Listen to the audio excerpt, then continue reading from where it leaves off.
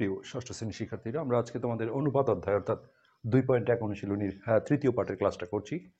আগের পাঠগুলো যারা দেখোনি, ভিডিওর নিচে ডিসক্রিপশন বক্সে লিঙ্ক দেওয়া থাকবে, সেখান থেকে দেখে নেবে। আজকে আমরা 4 আর 5 এই দুটো অঙ্ক করব। তো এখানে একটা বক্স দেওয়া ছিল, হল ঘরের প্রস্থ মিটারে 10 আর হচ্ছে যে দৈর্ঘ্য দেওয়া আছে 25, আর মাঝে মাঝে গ্যাপ দেওয়া আছে। এখানে এটা গ্যাপ আছে, এটা গ্যাপ আছে, এটা গ্যাপ আছে, এটা গ্যাপ আছে। এই গ্যাপগুলো ফিল আপ করতে হবে। তো নর্মালি আমরা আসলে জানি যে দৈর্ঘ্যটাই সাধারণত আগে থাকার কথা, কিন্তু এখানে প্রস্থটা আগে দেওয়া হয়েছে। যাই হোক, আমরা হচ্ছে এইভাবে করব যে হল ঘরের যেটা দেওয়া আছে সেইটা আমরা আগে তুলে নেব, যে হল ঘরের প্রস্থ প্রস্থ ও দৈর্ঘ্যের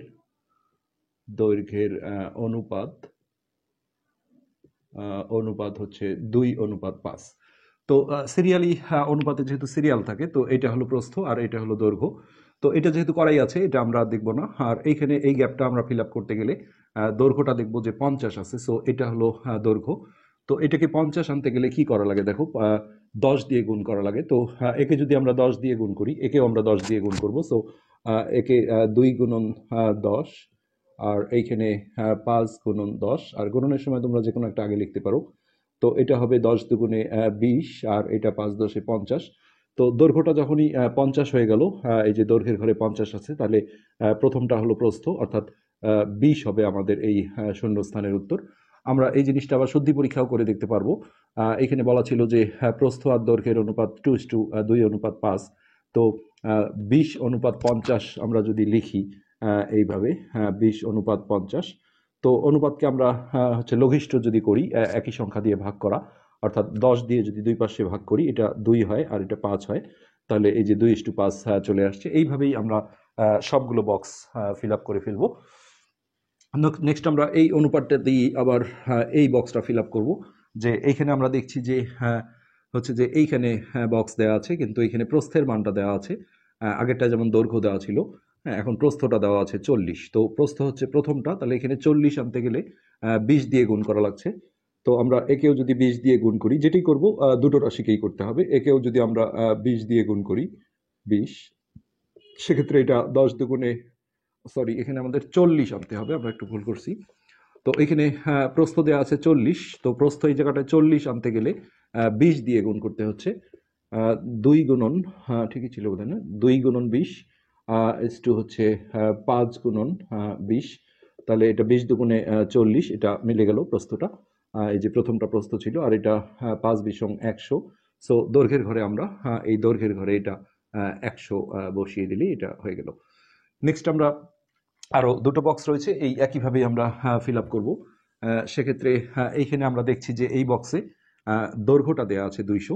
এখানে দৈর্ঘ্য হলো এইটা। তো এখানে 200 আনতে গেলে আসলে কত দিয়ে গুণ করতে হবে, এটা যদি বুঝতে সমস্যা হয়, তোমরা এটা দিয়ে ভাগ দিলেই বুঝতে পারবে যে 40 হবে ভাগ দিলে।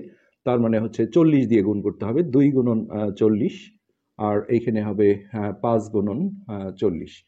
তো এটা 40 দুগুণে 80, আর এটা 5 শূন্য শূন্য 4 5 20। এই 200টা যখনই মিলে গেল, দৈর্ঘ্যের ঘরে 200 ছিল, তাহলে প্রস্থ হলো প্রথমটা, অর্থাৎ 80 হবে আমাদের এইখানের অ্যান্সার। এই একইভাবে আমরা লাস্টের বক্সটাও যদি ফিল আপ করতে যাই, তাহলে আমরা ওই অনুপাতটা নিয়েই আবারও কাজ করব। সেটা হলো যে এখানে প্রস্থ দেওয়া আছে 160, তো এখানে প্রস্থ দেওয়া আছে 2, এখানে 160 আনতে গেলে 80 দিয়ে গুণ করতে হচ্ছে। তো 2 গুণন 80 ইন্টু, সরি, অনুপাত, এখানে 5 গুণন 80। তো এটা 160 চলে আসলো, আর সাথে সাথে এটা 5 শূন্য শূন্য 50টা 40, অর্থাৎ 400। তাহলে দৈর্ঘ্যের ঘরে আমরা দেখছি 400 আসলো। এইভাবে এখানে আমরা 400 বসিয়ে দিলেই হয়ে যাবে। তো এটা আসলে পরীক্ষায় এইভাবে কোনো অঙ্ক কখনো আসে না। যাই হোক, এরপরে আমরা 5 নম্বর যে অঙ্কটা রয়েছে আমরা সেটা তুলে নিচ্ছি। তো এটা ছিল আমাদের 5 নম্বর অঙ্ক। নিচের সমতুল অনুপাতগুলো চিহ্নিত করো। এখানে মোট 9টা অনুপাত দেওয়া আছে, 1 2 3 4 5 6 7 8 9। তো কারা কারা সমতুল অনুপাত হবে সেগুলো চিহ্নিত করতে হবে। তো সেক্ষেত্রে সমতুল অনুপাত আমরা পার্ট 1-এ পড়েছি যে কোনো অনুপাতের এই পূর্ব রাশি আর উত্তর রাশিকে একই শূন্য ছাড়া একই সংখ্যা দ্বারা গুণ বা ভাগ করে যে অনুপাত পাওয়া যায় তাকে ওই অনুপাতের সমতুল অনুপাত বলে। তো এটা আসলে শনাক্ত করা সবচেয়ে ভালো সিস্টেম যেটা, সেটা হলো এই 9টা অনুপাতের মধ্যে তোমাকে দেখতে হবে যে কোন অনুপাতগুলোর মধ্যে কোনো কাটাকাটি নেই। যেমন এটার মধ্যে আমরা যদি উপর নিচ করে লিখি ভগ্নাংশ আকারে, তাহলে কিন্তু 2 দিয়ে ভাগ যায়, তারপরে 6 দিয়ে যায়, এগুলো দিয়ে কাটাকাটি আছে, এটাতেও আছে, এটাতে 5 দিয়ে আছে, এইটাতে কাটাকাটি নেই। তো যেগুলো কাটাকাটি নেই সেগুলো আগে শনাক্ত করতে হবে। আমরা সেইভাবে 3:2 এটা একটা পেলাম। এর এইভাবে আমরা ঘর করে নেব যে এর সমতুল অনুপাত দিয়ে আমরা সমান চিহ্ন দিলাম, তাহলে এটা একটা আমরা শনাক্ত করলাম।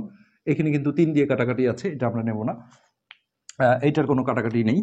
তো এটা আমরা তুলব 2:3 এর সমতুল অনুপাত। তো এটা গেল, এটারও কোনো কাটাকাটি নেই, আমরা এটাও নেব 1:3 এর সমতুল অনুপাত। নেক্সট, এটার মধ্যে কাটাকাটি আছে, এটা আমরা নেব না, এটাও নেব না। এখন আমরা দেখো এই তিনটা যে আমরা অনুপাত সিলেকশন করলাম, এদেরই আমরা সমতুল অনুপাতগুলো খুঁজে খুঁজে বের করব।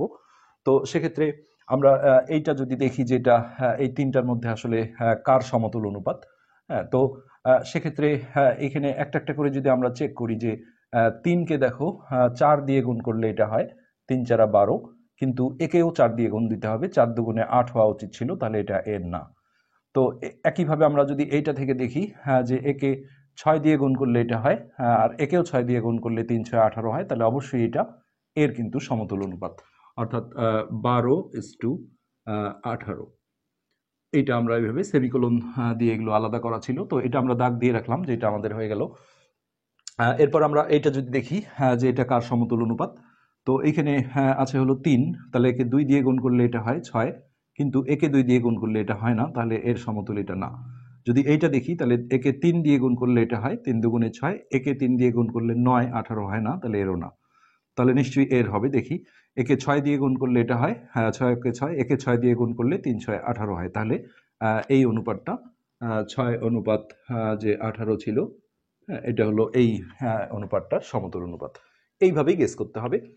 এবার আমরা এইটা দেখব, 15 আছে, তো একে 5 দিয়ে গুণ করলে এটা হয়, আবার একেও 5 দিয়ে গুণ করলে একই সংখ্যা দিয়ে গুণ হতে হবে, 5 দুগুণে 10 হয়, তাহলে এই অনুপাতটা কিন্তু এর একটা সমতুল অনুপাত, অর্থাৎ 15 অনুপাত 10।